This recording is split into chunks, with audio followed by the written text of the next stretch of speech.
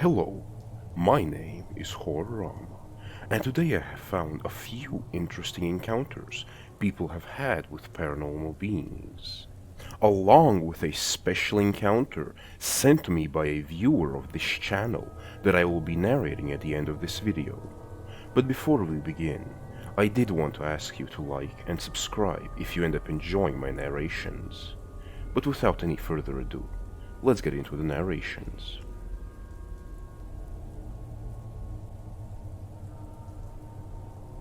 The first story has been posted by user the Fat Solitude. So let me start by saying that my brother and I are extremely experienced desert campers, and we have lived near deserts pretty much our entire lives. I have never in my 20 years of life ever for 1 second believed in anything remotely paranormal or anything to do with evil spirits, unlike my brother, who has always sensed presences and been able to see mostly what we call jinn, or what would be better known in the West as demons, until at least last night, which is safe to say marks the last time we will be camping alone in the desert. We always have the same place we like to go to when we want to camp with minimum effort.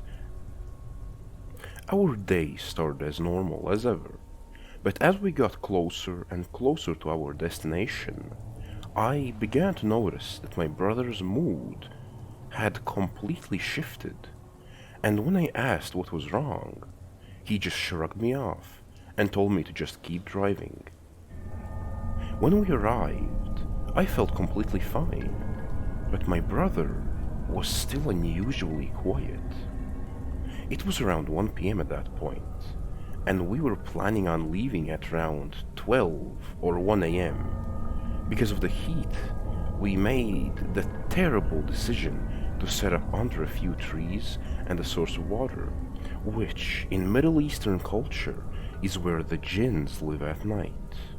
Not that I actually believed that at the time, of course. However, we still set up our camp and continued on as normal. Now, my brother always says that when he feels a presence, or I guess several in this case, he gets extremely unlucky. First, he almost dropped a box of coals on his foot. Then he spilled an entire bottle of Coke on his phone. Then he dropped it into the sand, and then proceeded to smash his elbow on the edge of the chair he was sitting on, which is now very swollen.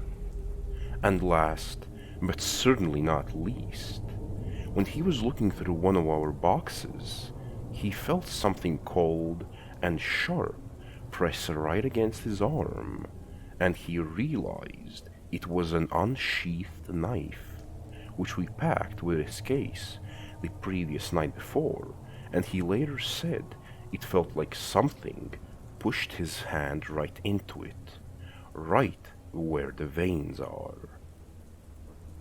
All of these events consecutively happened within a matter of a few hours, and that was certainly making us both uneasy, and I, for the life of me, could not figure out why he was suddenly so unlucky.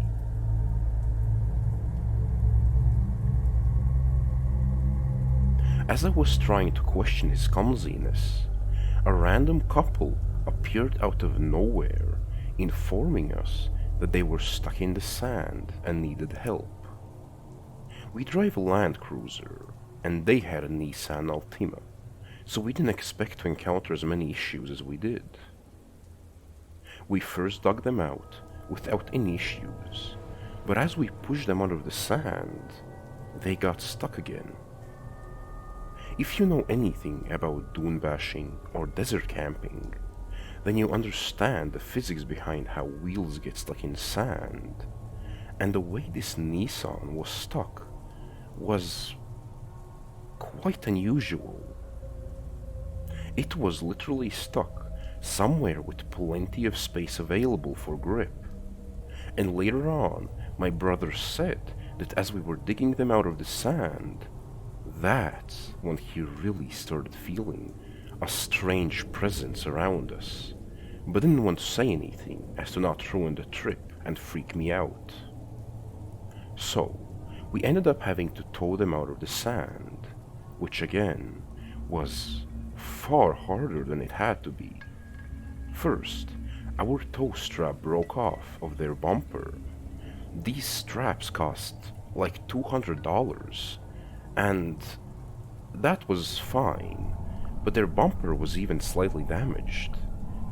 Then, we almost got stuck ourselves, and a 20-minute job took more like 90, which again was extremely unusual, and with hindsight, just the beginning of all the things to come.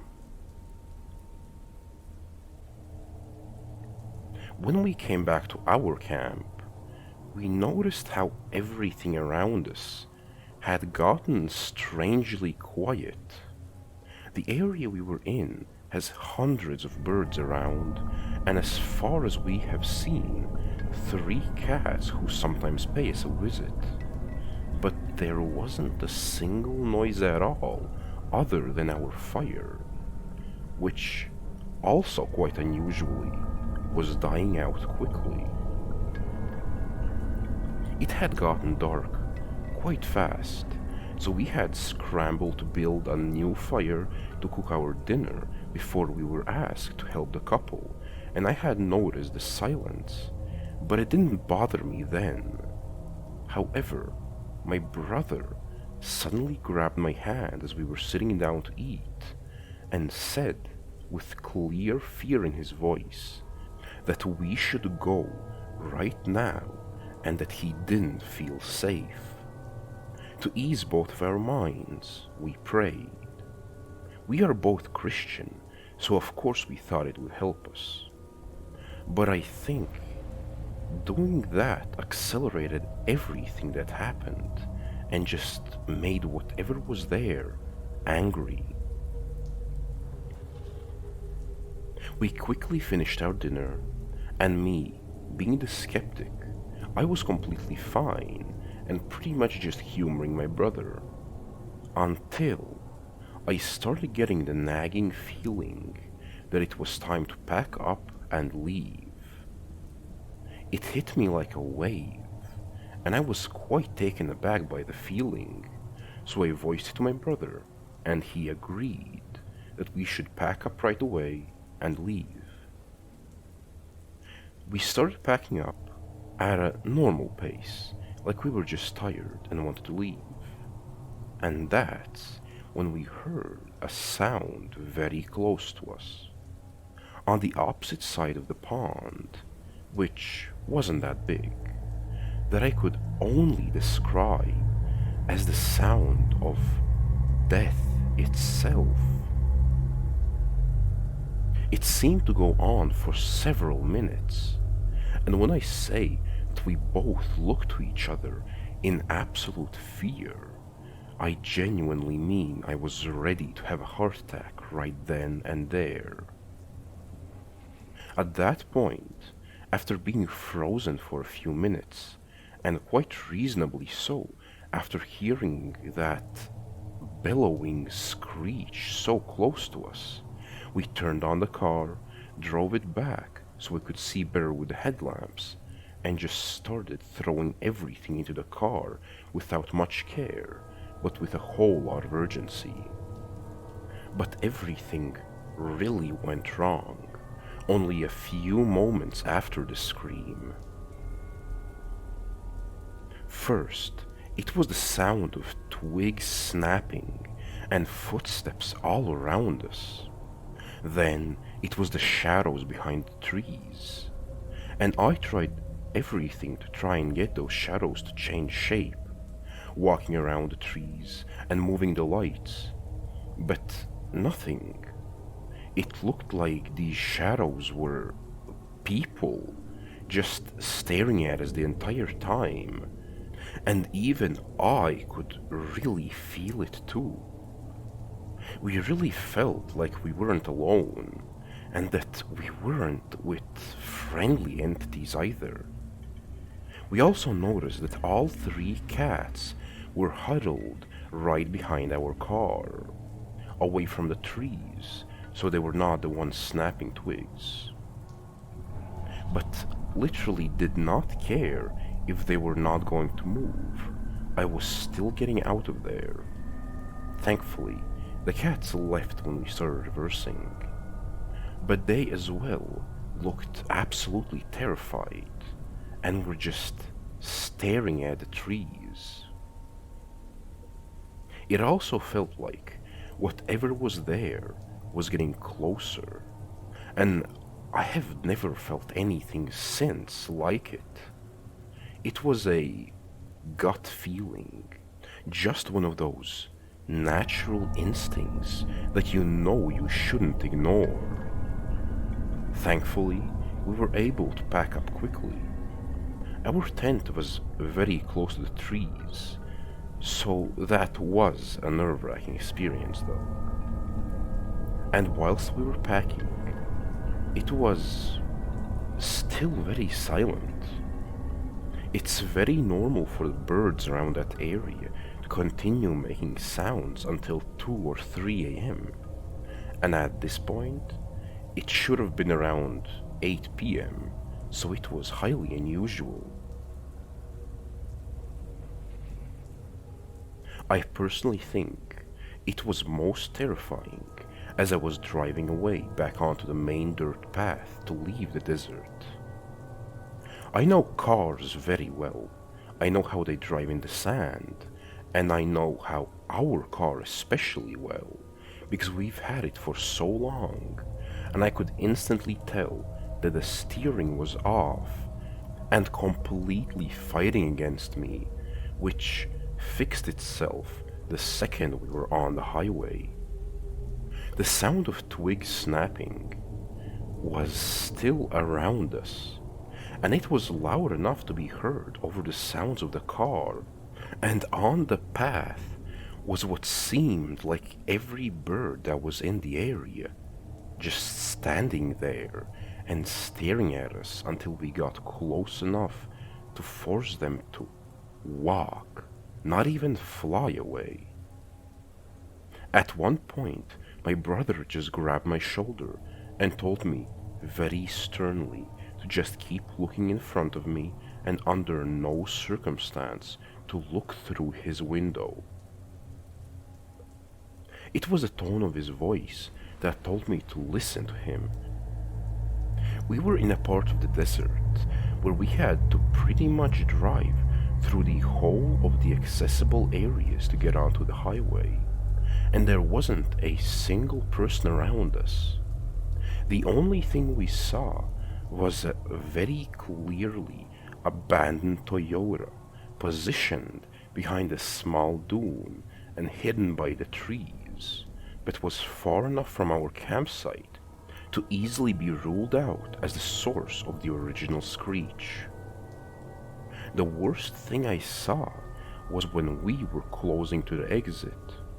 Now, we know these deserts very well. We've both grown up here and have been riding dirt bikes and quad bikes in these deserts since we moved here, and we know what wildlife to expect. Cats, birds, spiders, goats, camels, mice, foxes, maybe even the occasional scorpion, or, if you are really unlucky, a snake. But that's it. There is nothing else in these deserts. What we saw standing in the middle of the path, staring directly at us, a deer.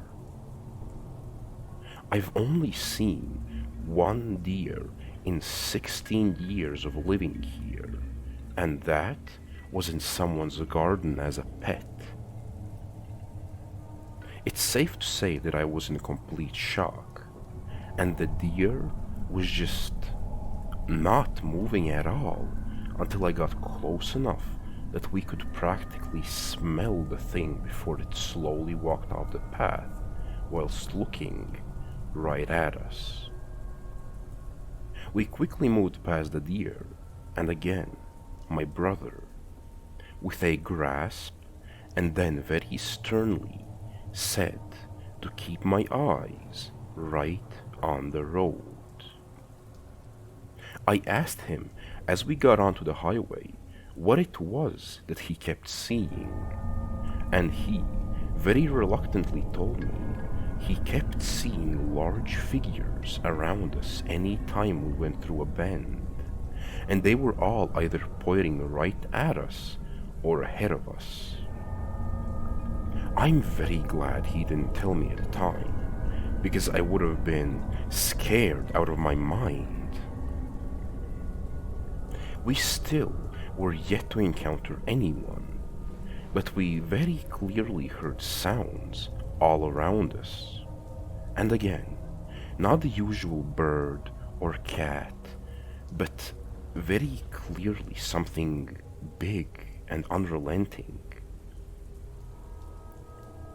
When I saw the exit, I was as happy as I have ever been, but that quickly faded when once again we saw yet another deer standing right in the middle of the road, slowly walking away and looking right at us. Except this time, it didn't really look like a deer, more like a kangaroo mixed with a deer, and its eyes were milky, and it looked rotten and horrible. But I didn't really care much.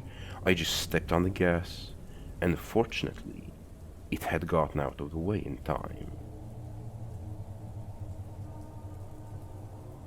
Now, when you exit the desert, you can either turn right onto a long stretch of highway, or you can go left and go through a small town, and then take the back streets to a parallel highway.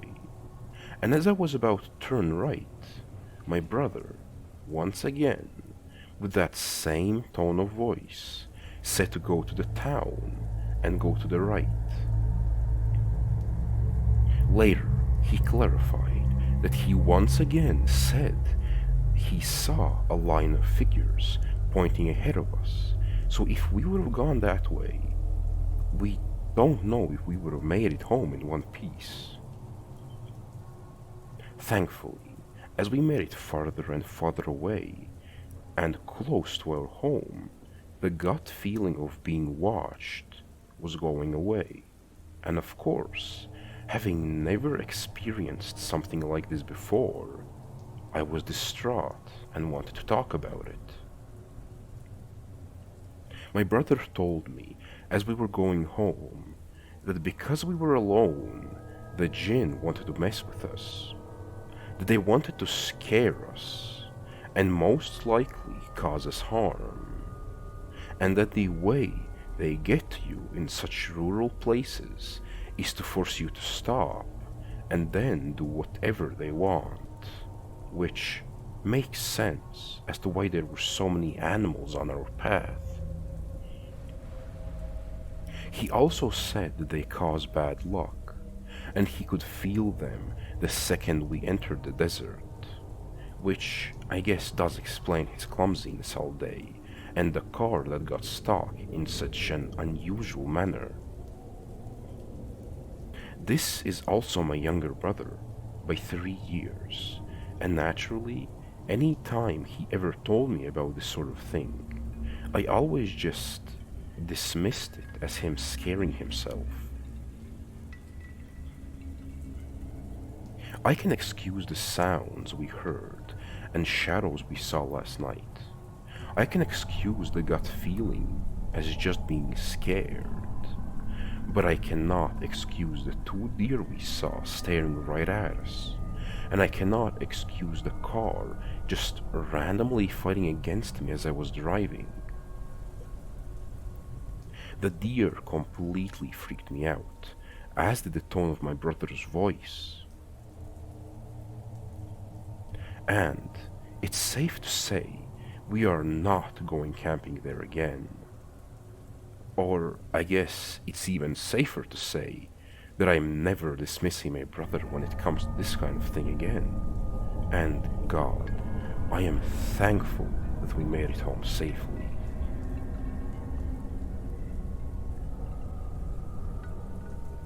The second story has been posted by user ZChowPT.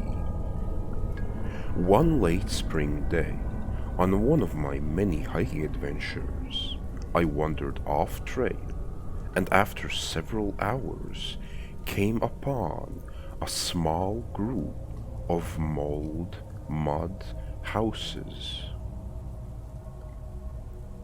A few people heard me coming and came out of the houses to investigate. And after apparently making the collective decision that I was not a threat, one of the elders, dressed in an old-style traditional native clothing and a headdress, came over to greet me. The man spoke slowly and told me that I had wandered onto a Navajo reservation and asked me if I was lost. When I told him that, no, I was lost, but intentionally, he chuckled and invited me in to eat with his family. The next several hours were one of the greatest experiences in my life. The whole thing was like being thrown back in time. While we ate and talked, others from the surrounding houses began coming over to join us, and I got the feeling they didn't get many outside visitors.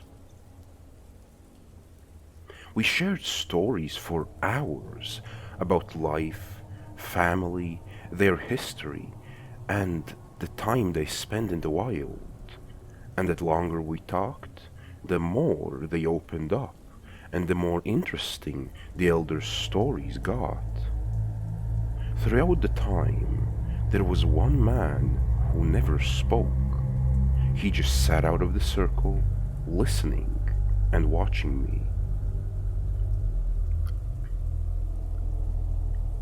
At one point, I told them I did what I called my walkabouts every year around September, where I would go out by myself into the wilderness for 2 to 4 weeks at a time.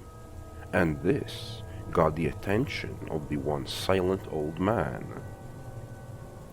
When I finished, he came over to the circle around the fire, sat directly on the ground in front of me, and asked me to join him. He told me that years ago he used to do the same thing, and went on to tell me about the secret valley he went to. He described it as a dangerous but magical place, and that I would see the world differently if I came back. If? That must have been for dramatic effect. When he finished, he invited me over to his home. The house was small, and through an open door in the back room, I could see it was filled with various animal pelts, coyotes and wolves mostly. He walked over and closed that door, then picked up and handed me an old map and some written directions that seemed like he had been holding on to them for a long time, and just walked away into that back room and closed the door behind him. It was late, and one of the families had invited me to stay the night, which I gladly did. The next morning, as I prepared to leave, one of the old women came over to me with something in her hands, handed me a talisman, and simply said, "Dip your bullets in the white ash at the hottest part of the fire," and then just walked away. September came, and as I was packing for my walkabout, I saw the talisman in a drawer, and something felt right about taking it with me.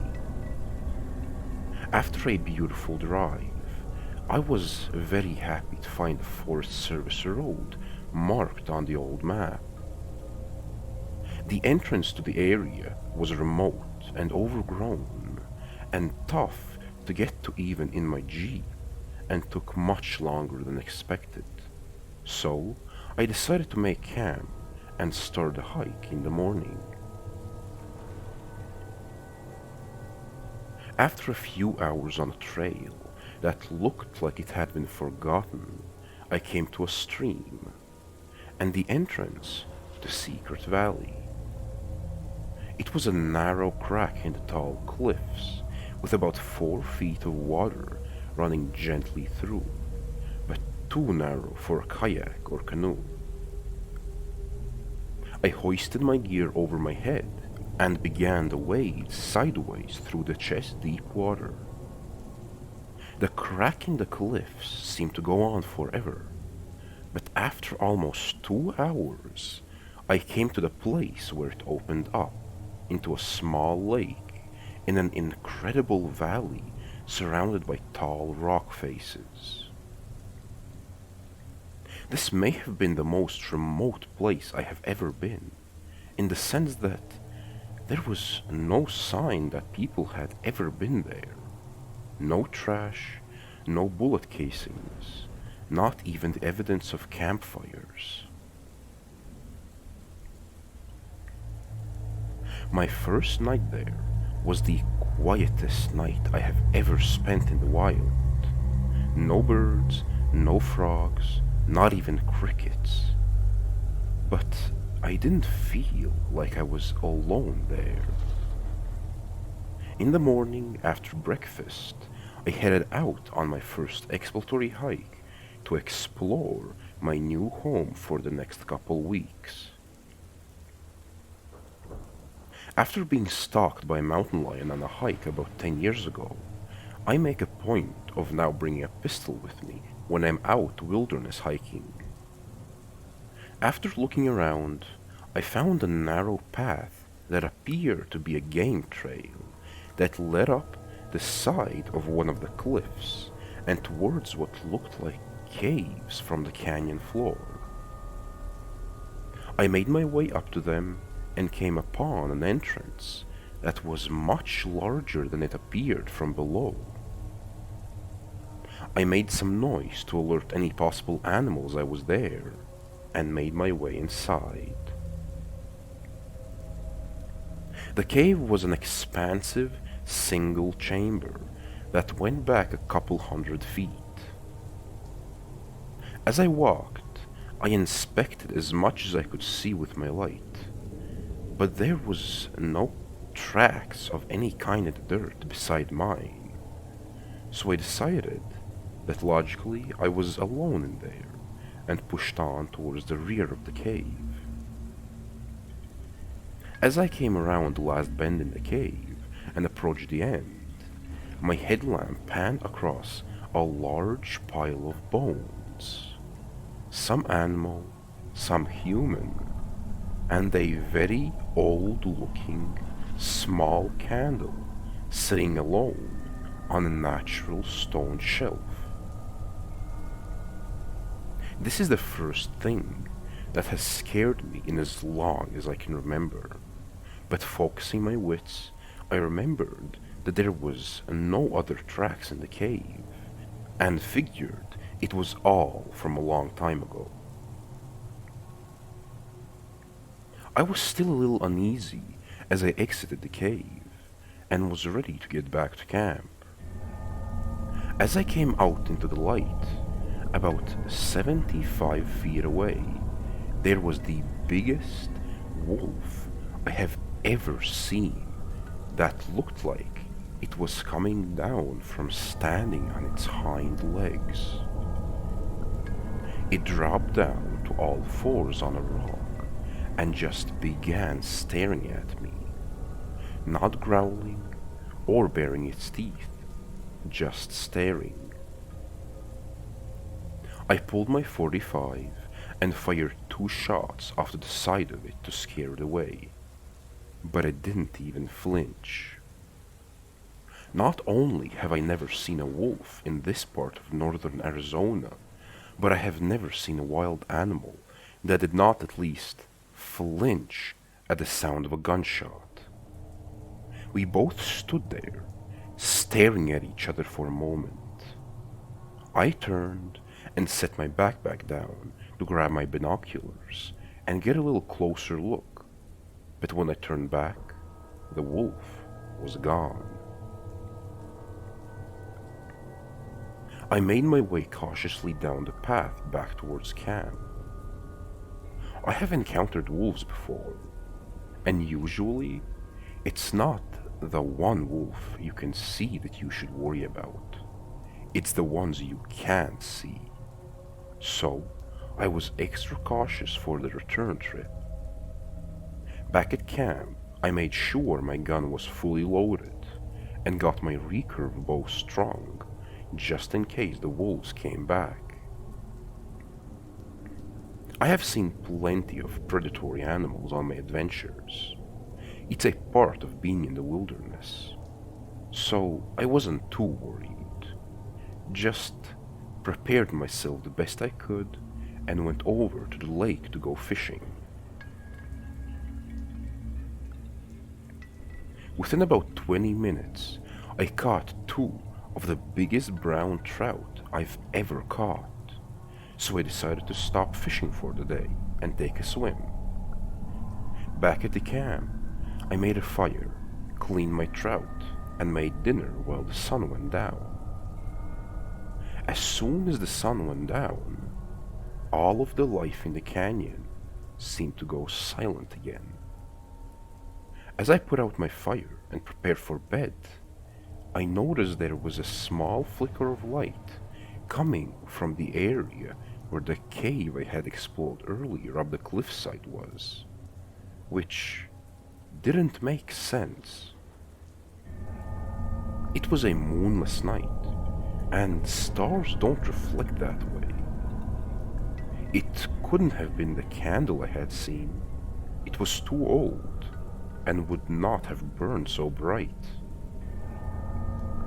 I decided to keep my gun close and try to get some sleep. I would investigate the cave again the next day. When I woke at sunrise, there was a haze along the ground throughout the whole canyon floor. But as the sun rose, it disappeared quickly, and the area came back to life. I made my breakfast, gathered my gun and bow, and headed back up towards the cave. When I reached the entrance, I saw there were still no tracks beside mine around the entrance, and decided to push up the hill further. Just a little further up, I came upon the entrance to another cave, much smaller than the first one. There was a small, flat landing with a large, heavily twisted juniper tree that, to my absolute surprise, had many small objects hanging from thin, old-looking ropes tied to the branches. There were bones, but there were also old things definitely made by humans, and looked like they were old Native American artifacts. Thinking I might have found the spot where the old man I met on the reservation had stayed when he was there decades ago, I went into the cave. This cave was much different from the first one. Just a few feet in, I noticed the walls were covered in what looked like ceremonial cave paintings. As I pushed further back, the cave got dramatically colder, much colder than it should have been, and the walls were completely covered with the paintings the entire way. When I reached the back of the cave, I was not prepared for what I saw. There was what looked like an old altar made of wood and bones. As I looked around, I saw that a little before the back of the cave, there was another shaft in the ceiling that went up, and on a ledge about 25 feet up sat the small figure of what appeared to be a woman. She was small and pale, with her face painted white, and wearing something like a crown made of woven branches with two small antlers at the front. I stopped and stared for a few minutes, and the figure did not move, so I assumed that it was mummified remains from a long time ago. Not wanting to disturb a burial site, I turned to walk back out of the cave. But as I began to walk, I heard what sounded like a faint voice in an unknown ancient language. I instinctively looked back up towards the figure, but it was gone. I was immediately terrified and ran from the cave as fast as I could, but my headlamp flickered and died. I made my way out, feeling along the walls to find my way, and the whole way I felt like there was something right behind me. When I saw the first light from the cave entrance, I began to sprint towards it. Just before I made it out, I looked back, and there was nothing, so I slowed down. But I could still hear the faint voice, and the volume never changed. When I got outside, all the bones and artifacts hanging from the tree were gone. I ran down the path as fast as I could, headed back to my campsite by the lake. Just as I reached the floor of the canyon, I noticed a large wolf at the tree line to my left. But this time, it stayed standing upright on its hind legs. I stopped running, hoping to not initiate its predatory response to chase me. And again, it just stood there, staring at me.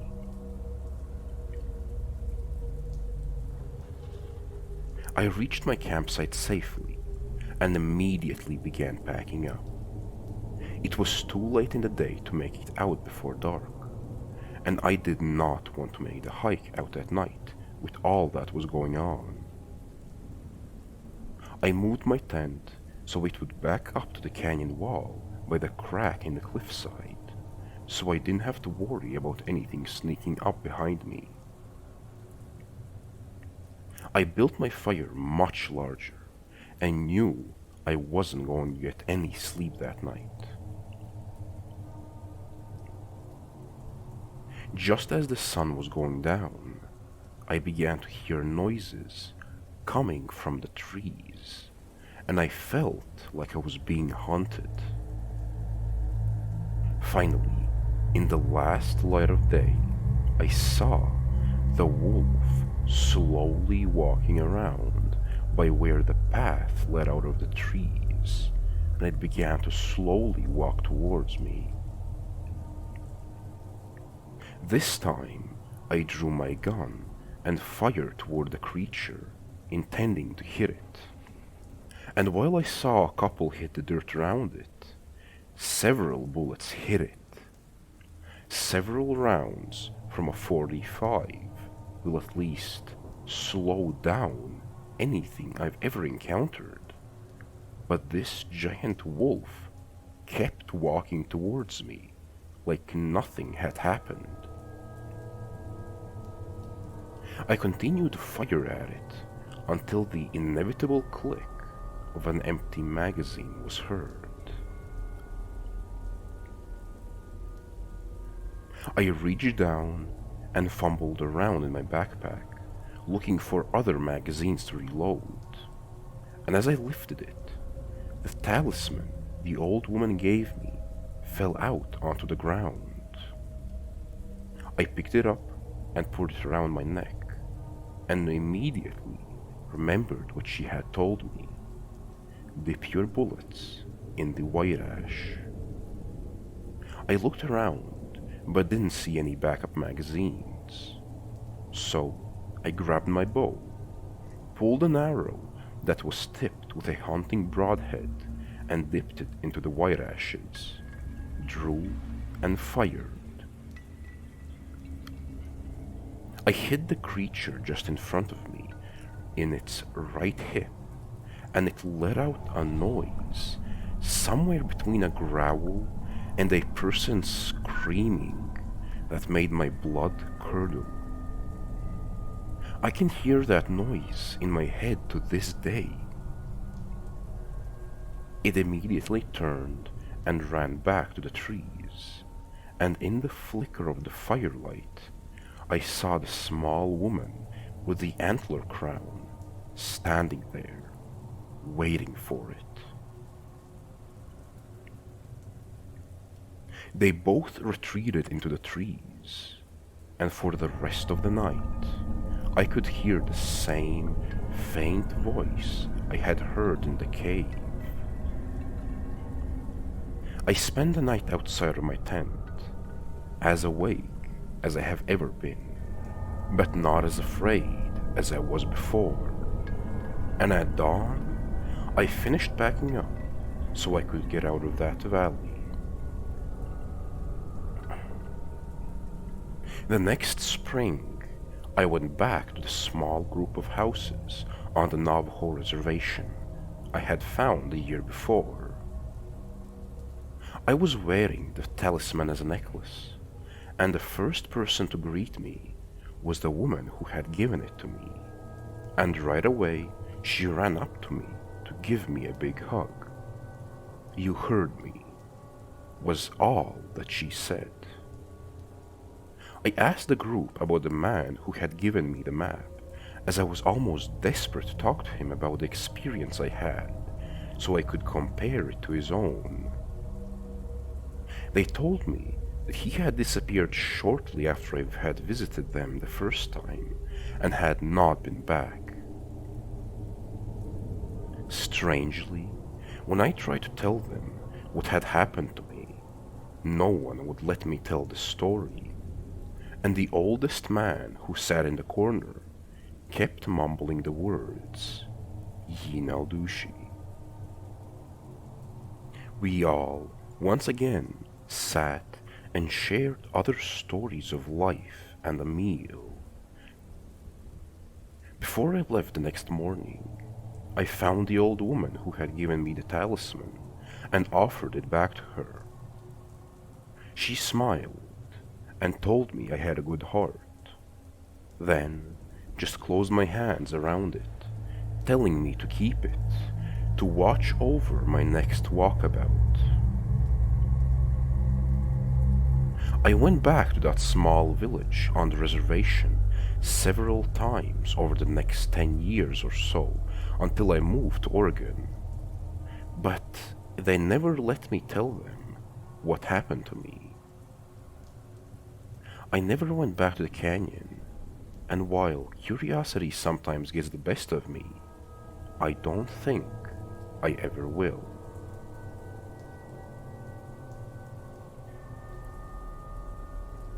The third story has been submitted by Ron, a viewer of the channel.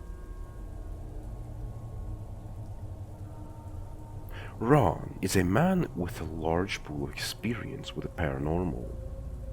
He has had many encounters with such entities over the years, but even being an analytical and highly intelligent person, he has had trouble explaining exactly what he has seen.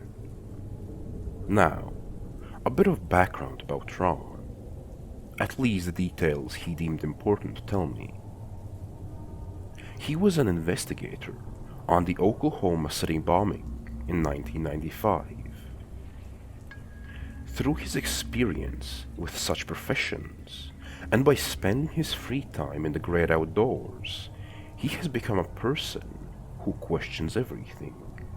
But sometimes, you're only left with questions that have no logical answers. One of the stories Ron remembers very well is an encounter he had while camping with some of his friends.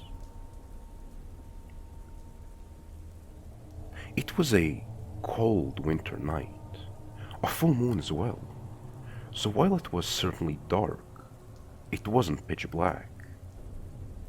Ron was camping with a few of his friends, because at the time being a survivalist was a very popular hobby. They were all very well equipped with camping gear and weapons. Ron and his friend Wilton had decided that sitting around all night and talking just wasn't for them, so instead they went out to hunt some rabbits. The only things that they brought with them were the clothes on their backs and their weapons. No lights, since again, thanks to the moon, those were not necessary. After they had walked over 500 yards into an open field looking for game, they started to hear the unmistakable sound of whistling. They just knew that it had to be a human, since what else could whistle in such a manner? At that point, they assumed that someone had followed them out there with less than kind intentions. But the problem was that they were far from any civilization. The nearest house was at least half a mile away. They figured that it must have been poachers who knew they were there. Then, suddenly, they heard a large object being thrown into the water near them. Ron wasn't sure what exactly was thrown, but he was sure that it was something large.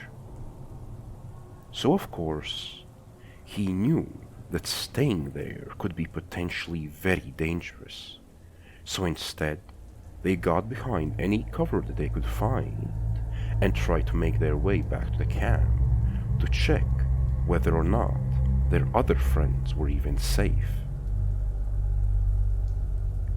And thankfully, they were resting by the warm fire, just the same as when Ron and Wilton had left. Ron immediately told his friends about what had happened, but they just brushed him off, not wanting to leave the comfortable and warm confines of the fire, arguing that it was just the landowner's son playing a trick on them. But what kind of person would play such tricks on heavily armored people in the middle of the night? Would any prank even be worth it to go out into the middle of nowhere in such a wet and cold weather? While Ron was contemplating all of this, he heard the whistling once more, but this time only 100 or so yards away from the camp. Luckily, he had taken a radio with him, so the instant this happened, he alerted others within the property to look out for poachers or any other people who weren't supposed to be there. Nothing else happened that night, but years later, he discovered more and more about creatures like the Bigfoot and wild men, and learned that they use whistles as a form of communication. Ron has been experiencing such events for his entire life. Even on a recent deer hunt with his son, he had an experience with something that snapped a 2.5-inch tree limb clean off the tree. The only animals on this property were supposed to be deer and some small critters. Along with his story, Ron also included a picture he took on a research site he was working on 10 or so years ago.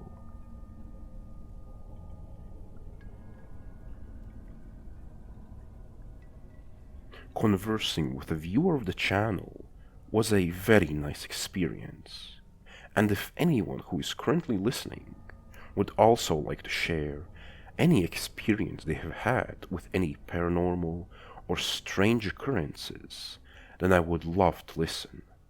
But either way, I do hope you enjoyed my narrations, and even if you didn't, I do wish you a good rest of your day.